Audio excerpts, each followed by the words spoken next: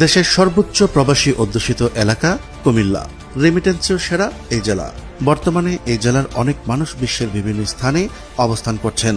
ভৌগোলিকভাবে অত্যন্ত গুরুত্বপূর্ণ এই জেলায় রয়েছে ইপিজেড বেসিক শিল্পনগরী ও গার্মেন্টস সহ অনেক শিল্প কারখানা, আছে একটি বিমানবন্দরও।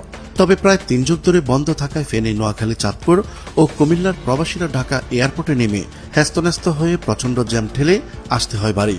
এখন রেমিটেন্স যোদ্ধা ও সাধারণ মানুষের মনে একটাই প্রশ্ন, কুমিল্লা বিমানবন্দর থেকে কবে উঠবে উড়োজাহাজ? তা জানাবো আমাদের সহকর্মী জুয়েলের ভিডিও চিত্রে। চলুন শুরু করা যাক। কুমিল্লা বিমানবন্দর দেখলে বোঝার উপায় নেই, একসময় এখানে বিমান ওঠানামা করত। দীর্ঘদিন পরিত্যক্ত থাকায় ভেঙে গেছে পিচ ঢালাই ও ব্লক, এখন সেখানে উঠছে ধুলবালি।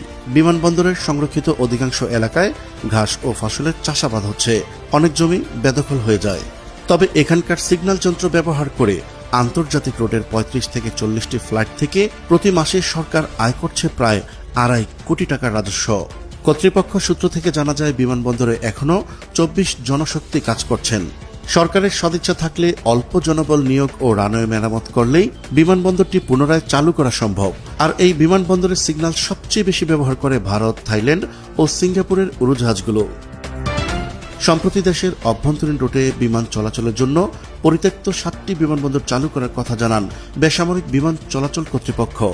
বিমানবন্দরগুলো হল বগুড়া, লালমনিরহাট, শমশেরনগর, ঈশ্বরদী, ঠাকুরগাঁও, কুমিল্লা ও রাজধানীর তেজগাঁও বিমানবন্দর। এগুলো চালু হলে পর্যটন শিল্পের বিকাশ সহ দেশের অর্থনীতি চাঙ্গা হবে বলে মনে করছেন সংশ্লিষ্টরা। জানা যায়, কুমিল্লা শহরতলি দক্ষিণে 3 কিলোমিটার দূরে নেউরা, ঢুলিপাড়া, রাজাপাড়া, দিশাবন্ধ সহ কয়েকটি এলাকার 77 একর জমিতে বিমানবন্দরটি স্থাপন করে যুক্তরাজ্য। 1941 থেকে 42 সালের দিকে দ্বিতীয় বিশ্বযুদ্ধের প্রেক্ষাপটে অনেকটাই তড়িঘড়ি করে এই বিমানবন্দরটি নির্মাণ করা হয়।